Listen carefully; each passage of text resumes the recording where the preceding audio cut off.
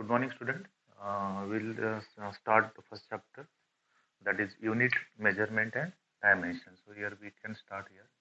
Unit, dimension, and measurement.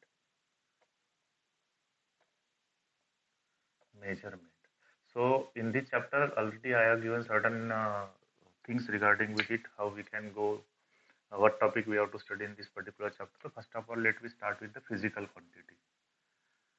Physical quantity. Now, what is mean by physical quantity, that we have to see first. Physical quantity होती क्या है?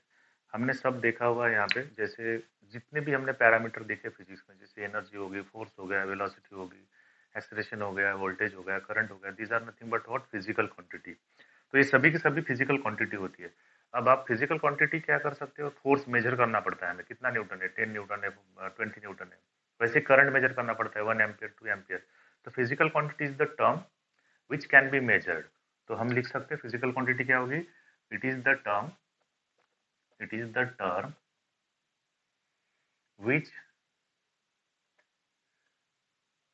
can be measured। अब देखिए, जैसे कोई phenomena explain करना हो, नेचुरल फेनामेना, अगर कुछ फेनामेना एक्सप्लेन करना है तो हमें फिजिकल क्वांटिटी की जरूरत पड़ती है, ठीक है। तो to explain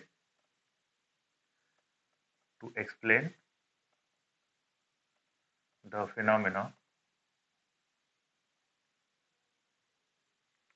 phenomenon of physics, we required, ठीक है। तो सिंपलेस्ट वे में इस तरह से हम ले लेते हैं। फिजिकल क्वांटिटी क्या है? एक तरह की एक ऐसी चीज है जो क्या करना पड़ता है, हमें मेजर करना पड़ता है और उसको एक्सप्लेन कर, और फिजिकल कोई फेनोमेना होगा उसको एक्सप्लेन करने के लिए हमें उसकी जरूरत पड़ती है, ठीक है। एंड अब देखो, कोई फिजिकल क्वांटिटी ऐसी होती है कि जिसके ऊपर लॉज भी बनते हैं। जैसे हम अगर एनर्जी को लॉ करें, law of conservation of energy, तो एनर्जी क्या हुई? एक फिजिकल क्वांटिटी हुई, लेकिन वो फिजिकल क्वांटिटी हम क्या करते हैं? डिफाइन करते हैं लॉज के लिए। या फिर हम लिख सकते हैं to express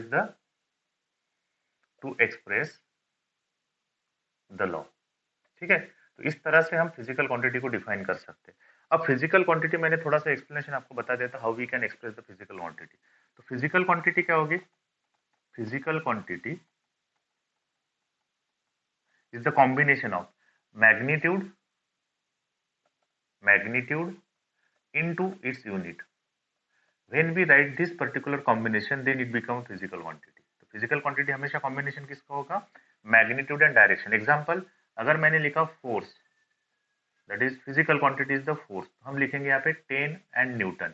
So what is Newton? Newton is the unit, and what is 10? 10 is the magnitude. 10 is what? Magnitude. सो इस तरह से हम इसको फिजिकल क्वांटिटी को एक्सप्रेस कर सकते हैं। तो ये हो गया हमारा regarding with the physical quantity. Second, we have to see how many type of physical quantities are there. कुछ फिजिकल क्वांटिटीज क्या होती है? तो बेसिकली 2 ही टाइप्स है, बट वहां पे भी बहुत सारी क्वांटिटीज आपको मिलेंगी। जैसे देखिए, हमने रिफ्रैक्टिव इंडेक्स हमने 10th में पढ़ा था। अब कोई एक स्पीकर ऑन करे, कोई एक लड़का, ठीक है, स्पीकर ही ऑन करना है बस रिस्पॉन्स देने के लिए। कर लिया किसी ने? जिसने हेडफोन लगाया होगा वो स्पीकर ऑन करेगा, बस वही एक। हेलो हेलो, जिसने हेडफोन लगाया वो ऑन करेगा, क्योंकि बाहर का आवाज नहीं आना चाहिए, ठीक है। चलो, अब क्या होगा कि फिजिकल क्वांटिटी हमने पढ़ लिया, हमने रिफ्रैक्टिव इंडेक्स 10th में पढ़ा था, बराबर है।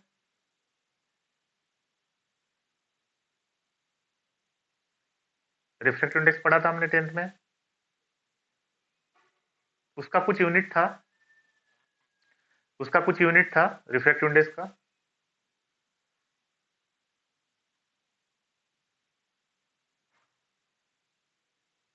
रिफ्रैक्टिव इंडेक्स का कुछ यूनिट था? नो इसका मतलब वो फिजिकल क्वांटिटी थी। Refractive index is the physical quantity which is related with the physical light phenomena, but it is not having any unit. तो इस तरह से कोई फिजिकल क्वांटिटी ऐसी भी है जिसको यूनिट नहीं होता है, बात ध्यान में रखिए। मैंने जैसे यहाँ पे लिखा है ना जनरल, नहीं तो कोई कोई पूछेगा सर कि ऐसा हो रहा है कि हम अगर रिफ्रैक्टिव इंडेक्स लिए तो वहां पे तो सिर्फ नंबर आता है, यूनिट नहीं आता है, क्योंकि वो फिजिकल क्वांटिटी क्या है, it is the ratio of same quantity. Refractive index क्या होता है, it is the ratio of same quantity. मतलब क्या हुआ, velocity of one upon velocity of second, इस तरह से लिखते हैं। तो वेलोसिटी अपॉन वेलोसिटी, तो एक यूनिट दूसरे के यूनिट के साथ कैंसिल हो जाता है, तो इसके लिए हम ऐसा नहीं बोल सकते वो फिजिकल क्वांटिटी नहीं है। refractive index is also a physical quantity, but the thing is that it is the ratio of same physical quantity। मतलब जैसे velocity upon velocity is equal to refractive index, मतलब velocity of one medium to the velocity of second medium, that's why we are not getting any unit of that refractive index, but it is a physical quantity। तो कभी कभी हो सकता है कि किसी ने मुझे बोल दिया कि सर यहाँ पे यूनिट होना जरूरी है क्या, ऐसा कुछ कुछ एक्सेप्शनल केस है फिजिक्स में जिसको यूनिट के साथ फिजिकल क्वांटिटी हम एक्सप्रेस नहीं कर सकते, ओनली मैग्नीट्यूड होगी। जैसे रिफ्रैक्टिव इंडेक्स हो गया, रिलेटिव डेंसिटी हो गई। रिलेटिव डेंसिटी आपने नाइन्थ में पढ़ी होगी, density of substance upon density of water. तो डेंसिटी डेंसिटी यूनिट कैंसिल हो जाएगा, तो वो एक नंबर होता है सिंपल सा। तो इस तरह से कुछ कुछ क्वांटिटी है that will be what we can say express in terms of magnitude only, there is no need. Exceptional case बोलिए मैंने, क्लियर है? ओके, थोड़ा आगे जाते हैं। Now let me go for the physical quantity। There are two type of physical quantity, one is fundamental physical quantity and second is derived physical quantity। So first of all let me go for the fundamental physical quantity। fundamental physical quantity, ठीक है। अब यहाँ पे fundamental physical quantity मतलब क्या होगा, the physical quantity which will not express, which will not express in terms of other physical quantity, that physical quantity is called as a fundamental physical quantity। हम लिख सकते हैं यहाँ पे ऐसी फिजिकल क्वांटिटी जिसको किसी और दूसरे फिजिकल क्वांटिटी से एक्सप्रेस नहीं किया जा सकता, that is nothing but what, fundamental physical quantity. We can say here the physical quantity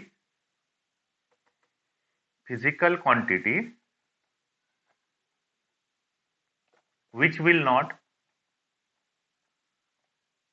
will not express in terms of other physical quantity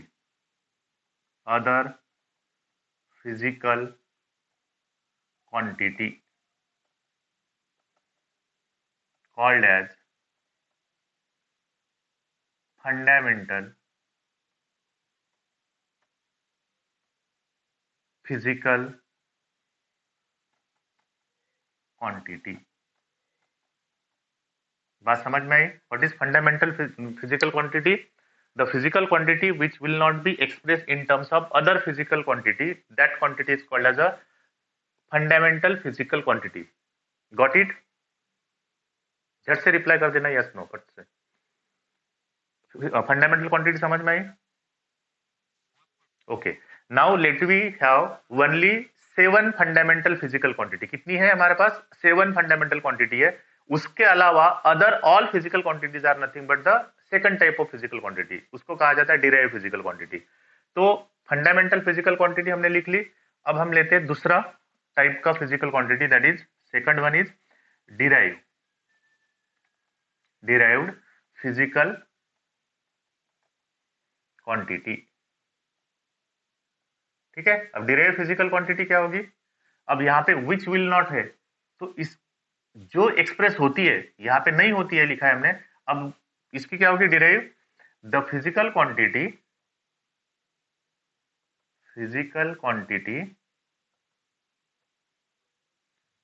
which will express in terms of other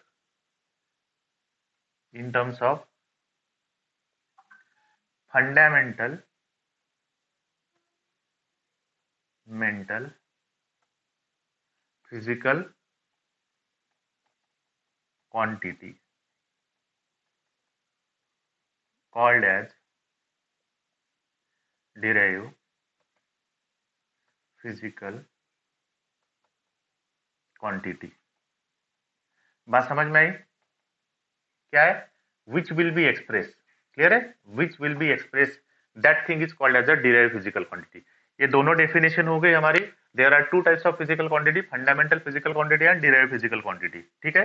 fundamental क्या है? The physical quantity which will not express in terms of other physical quantity is called as fundamental physical quantity. And derived physical quantity क्या है? The physical quantity which will express in terms of fundamental physical quantity is called as derived physical quantity. Now let me go for the type. Okay, so there are only 7 type of fundamental physical quantity. There are 7 type of fundamental physical quantity. So here we can write there are 7 fundamental physical quantity. देख लेते हैं कौन सी है. हम लिखेंगे यहाँ पे name, unit. ठीक है. तो पहला है हमारा length. Length is the first fundamental quantity. Unit है मीटर. सिंबल यूज किया जाता है मेजरमेंट का यम, मीटर के लिए. दूसरा है हमारा मास. यहां पे होगा किलोग्राम. इसका यूनिट क्या है? Kilogram. This is the fundamental quantity. Kilogram में मेजर किया जाता है. सिंबल यूज करते हैं हम केजी. Third is time. इसको मेजर किया जाता है सेकंड में, तो डिनोटेड बाय यस. ठीक है. तो डिनोटेड बाय यस. अब फोर्थ है हमारी टेम्परेचर. इसको मेजर किया जाता है केल्विन से, डिनोटेड बाय के. फिफ्थ है हमारा करंट. इसको मेजर किया जाता है एम्पियर से. यूनिट एक तो आई लिख सकते हो या फिर ए लिख सकते हो. ये हम इसलिए बता रहा हूं, मोस्टली आप ए लिखते हो. एम्पियर अब तक जो लिखा है आपने ए लिखा हुआ है यूनिट, बराबर है. सर नो, आपने 10th में एम्पियर का ए लिखा हुआ है. बट ये आई कभी कभी आपको, अभी 11th में जो रेफरेंस बुक देखोगे आप, तो कहीं कहीं आपको आई दिखेगा. डायमेंशनल एनालिसिस के बाद जो टॉपिक हम पढ़ने वाले हैं यहाँ पे आई दिखेगा. बट मोस्टली हम ए यूज करते हैं. बट कभी कभी कोई बुक वाला यूज कर लेता है आई डायमेंशन में. ठीक है. तो थोड़ा सा ध्यान में रखिएगा ये. तो ये हो गया हमारा करंट. देन सिक्स चीज हमारा होता है amount of substance. Amount of substance इसका होता है mole, denoted by MOL. Seventh है लास्ट वाली ल्यूमिनस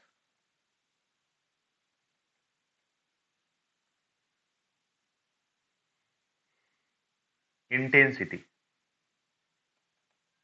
ल्यूमिनस इंटेंसिटी कैंडेला. किससे मेजर किया जाता है? कैंडेला से. सिंबल होता है CD. So these are nothing but what? Basic 7 fundamental quantities. कितनी है?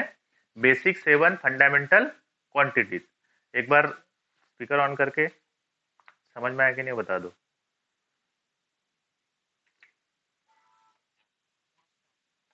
तो ये क्या हुआ है? 7 फिजिकल क्वांटिटीज हो गई. इसके अलावा जितना भी आप फिजिक्स में पढ़ोगे physical quantities, all are derive physical quantity. Clear है? Okay. So these are the fundamental physical quantity. अब देखिए जो हमारी दूसरे टाइप की फिजिकल क्वांटिटीज है, जैसे हमने डिराइव फिजिकल क्वांटिटी ली है, तो derive physical quantity can be express in terms of, मैं उसको दे देता हूं. अब देखो हम देखते हैं डिराइव फिजिकल क्वांटिटी. अब इस क्वांटिटी को देखिए किसी अदर क्वांटिटी को एक्सप्रेस. हम मास लिया, मास को किसी दूसरे क्वांटिटी की जरूरत है. लेंथ को दूसरे क्वांटिटी की जरूरत है? नहीं है. टाइम को नहीं है, टेम्परेचर को नहीं है, करंट को नहीं है, मोल को नहीं है, और कैंडेला मतलब ल्यूमिनस इंटेंसिटी को नहीं है. तो these are the 7 physical quantity. अब हम जब दूसरी क्वांटिटी देखते हैं तो देखो हम कैसे इसको एक्सप्रेस करते हैं. देखो हम देखते हैं अभी डिराइव फिजिकल क्वांटिटी.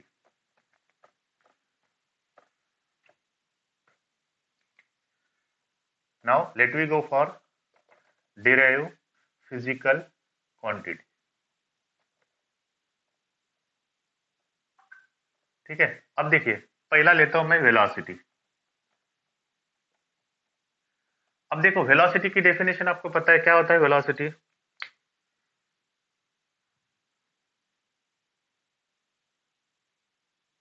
वेलोसिटी क्या होती है? डिस्प्लेसमेंट अपॉन टाइम, करेक्ट है? चलो हम लिख लेते हैं यहाँ पे डिस्प्लेसमेंट अपॉन टाइम, बराबर है। अब डिस्प्लेसमेंट मतलब एक्चुअली क्या मेजर करते हो डिस्प्लेसमेंट में? लेंथ ही होगी।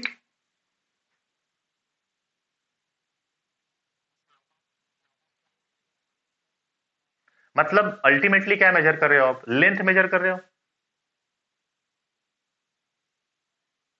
ओके, तो मैं लिख लू यहाँ पे लेंथ अपॉन टाइम हो गया। What is length? Length is the fundamental quantity, yes और no? Time is a fundamental quantity, time is a fundamental quantity. लेकिन वेलोसिटी में कितने टर्म्स आई? दो टर्म्स आई। कौन सी? Length and time. मतलब वेलोसिटी को कितने क्वांटिटी की जरूरत है? दो फंडामेंटल क्वांटिटी। मतलब velocity will be express in terms of other physical fundamental quantity. ये खुद कोई एक क्वांटिटी नहीं है, ये डिराइव क्वांटिटी है। क्यों? क्योंकि ये दो क्वांटिटी से बनी हुई है। बात समझ में आई?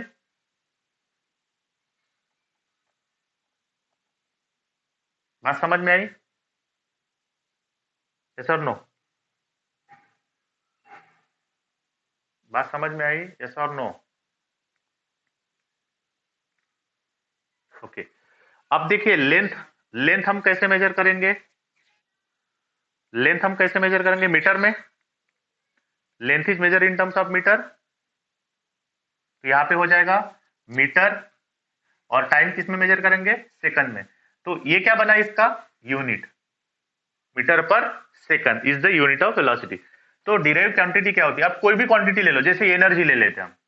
एनर्जी भी क्या है हमारी? डिराइव फिजिकल क्वांटिटी है। अब एनर्जी का कोई इक्वेशन बताओ मुझे। पोटेंशियल काइनेटिक एनर्जी दोनों आपने पढ़ी है, कोई भी एक एनर्जी का इक्वेशन बता दो। हाफ। हाफ क्या एक नंबर है ना? हाफ एक नंबर है, और ये एम वी स्क्वायर ऐसा ही यूनिट, मतलब इक्वेशन ऐसा है, half M V square.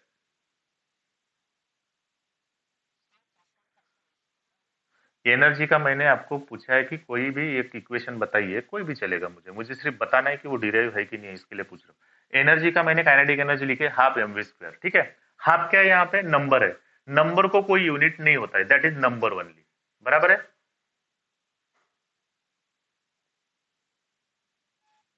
Yes और नो?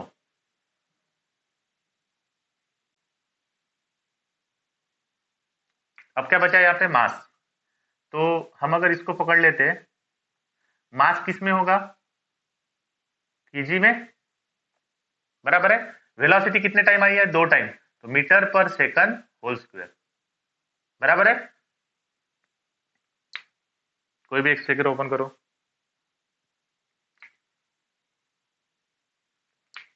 ठीक है, कहां से अटक जा रहे हैं? क्यों कट रहा है?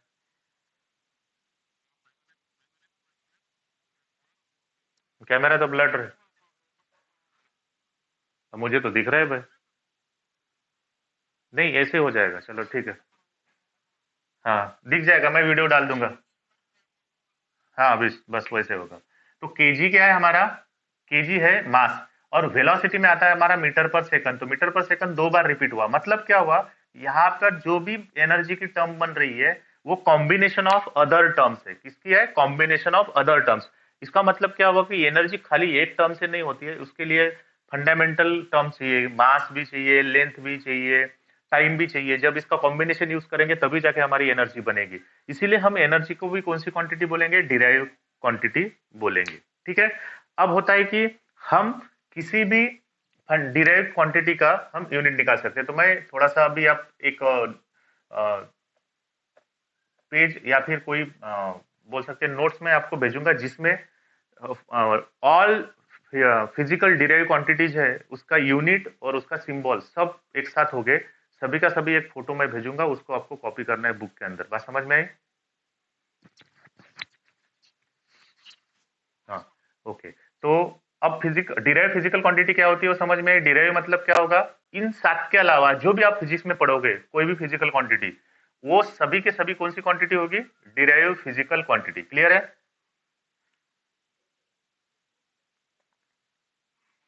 ओके, तो हमारा क्या क्या क्या हुआ अभी यहाँ पे, एक फंडामेंटल फिजिकल क्वांटिटी होगी, एक डिराइव फिजिकल क्वांटिटी। आधार पे मैं थोड़ा सा आपको दो चार नाम बता देता हूँ। जैसे वेलोसिटी, मैंने फोर्स भी क्या है, डिराइव फिजिकल क्वांटिटी। मैंने बोल दिया यहाँ पे पावर भी क्या है, डिराइव फिजिकल क्वांटिटी।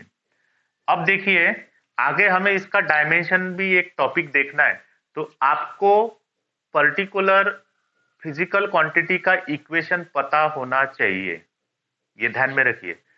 जैसे मैंने मैग्नेटिक फील्ड बोली है, it is also derive physical quantity. Electric field आप सुनोगे ये, ठीक है, नाम अभी तक नहीं सुना होगा लेकिन अब आगे सुनोगे। उसके बाद मोमेंटम, डिराइव फिजिकल क्वांटिटी, ठीक है। अगर मैं यहाँ पे कुछ अलग ले लेता हूँ, पावर हो गया, फोर्स हो गया, एक्सेलरेशन, डिराइव फिजिकल क्वांटिटी, ठीक है। ये बहुत सारी क्वांटिटीज है, बहुत सारी है, टॉर्क है, जो नाम अभी आप तक पढ़े सुना नहीं होगा वो भी नाम आप सुन लोगे अभी, अलग अलग क्वांटिटीज के टॉर्क, ठीक है। उसके बाद इम्पल्स, डिराइव फिजिकल क्वांटिटी, ठीक है। तो बहुत सारे जितनी भी क्वांटिटीज अदर देन दिस 7 है, all are nothing but derive physical quantity. उसकी मैं एक पूरी लिस्ट आपको भेजूंगा, उसमें आपका इक्वेशन लिखा होगा, उसका यूनिट लिखा होगा और उसके डायमेंशन लिखे होंगे। फिर डायमेंशन में हम पढ़ लेंगे क्या करना है। अब सबसे इंपॉर्टेंट चीज आपको ध्यान में रखनी है, जो आपको थ्रू आउट मतलब जहां तक आप पढ़ रहे हो, इंजीनियरिंग करोगे तब तक आपको ये काम में आएगा। देखो कोई भी बड़ा नंबर एक्सप्रेस करने के लिए या फिर सबसे छोटा नंबर एक्सप्रेस करने के लिए कुछ सिंबल्स होते हैं। जैसे देखिए, मैं हमारा ऐसा यूनिट क्या है, लेंथ का मीटर है, बराबर है, यस और नो।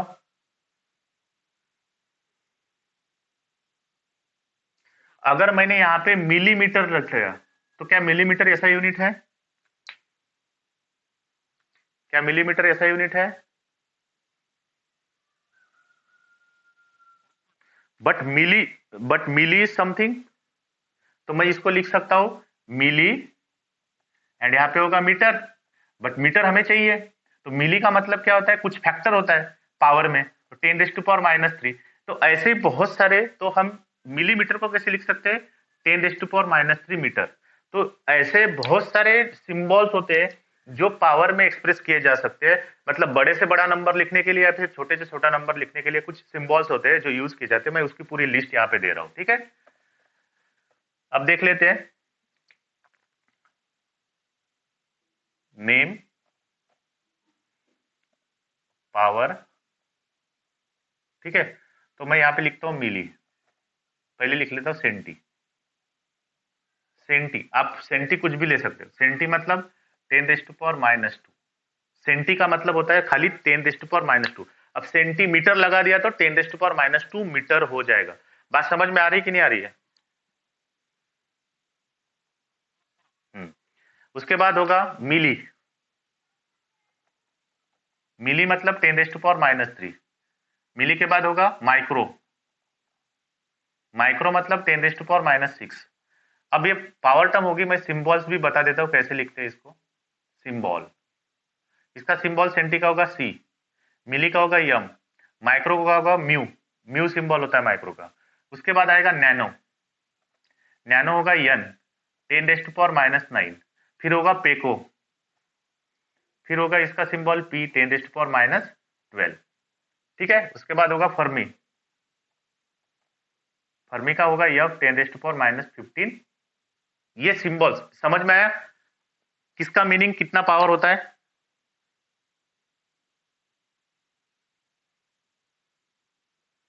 बात समझ में आई कि नहीं है? इस फर्मी को अलग से भी नाम है, इसको हम फेमटो भी लिख सकते हैं। क्या दिख जाएगा बेटा, वीडियो में अपलोड कर दूंगा, फिर से वीडियो देख लेना, आ जाएगा। अरे सेंटी का सी, मिली का यम, माइक्रो का म्यू, नैनो का यन, पेको का पी, जो पहला नाम है वही सिंबल है उसका, ठीक है। फर्मी और फेमटो का कन्वर्शन फैक्टर सेम है, फर्मी का भी 10⁻15 आता है, फेमटो का भी 10⁻15 ही आता है। इसके आगे भी है, ऑटो करके है, उसका 10⁻18 आता है। अब हम प्लस में जाएंगे, प्लस वाला पावर कैसे होता है, तो नेम लिख लेते हैं यहाँ पे, नेम सिंबल और यहाँ पे होगा पावर। अब हमें लिखना है किलो, सबको पता है किलो, किलो किससे डिनोट करते हैं, के से। पावर कितना होता है 10⁻+3। किलो के बाद होता है मेगा, मेगा सिंबल होगा यम, 10⁻6 होगा। गीगा, गीगा का होगा सिंबल जी, 10⁻9 होगा। टेरा, टेरा का टी सिंबल होगा 10⁻12 होगा। ठीक है, तो ये हो गए सिंबल्स। इससे आगे भी है आपका, टेरा के बाद पेटा आता है, एक्सा आता है। ठीक है, टेरा के बाद क्या आता है, पेटा एक्सा। तो पेटा एक्सा मतलब 10⁻15 लिखना है तो आप पेटा लिख सकते हो इसके लिए।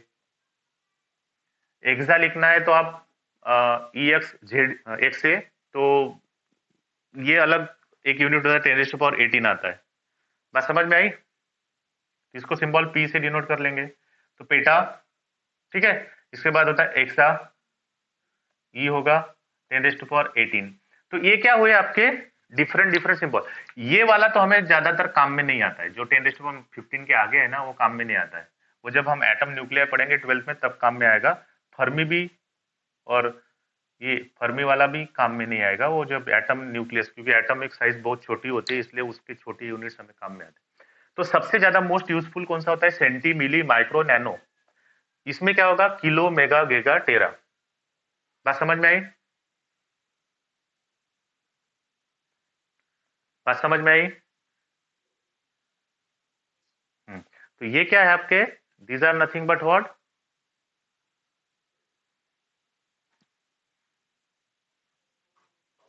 Conversion factor of that particular symbols.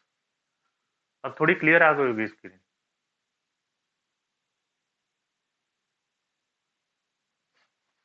Oil के दाग होते हैं ना, इसके कारण थोड़ा सा स्क्रीन अभी थोड़ी क्लियर आ गई है थोड़ी। अब मुझे बताओ, इसमें से किसी को कोई डिफिकल्टी है? अब क्लियर दिख रही है, स्क्रीन क्लियर दिख रही है अभी? हेलो, कुछ भी नहीं दिख रहा है? ठीक है, अब ये वीडियो मैं आपके, अरे वो रिफ्लेक्शन है विंडो का। अब मैं एक बताता हूँ, एक देखिए कि ये वीडियो मैं अपलोड करूंगा यूट्यूब पे, आपने यही वीडियो देखना है और इससे नोट्स बनानी है। ठीक है, अरे मैं भेज दूंगा लिंक, चैनल आप सब्सक्राइब कर लेना, मैं लिंक भेजूंगा ना, तभी अपने आप कैसे पता चलेगा आपको। ठीक है, तो आज के लिए यही रुकते हैं।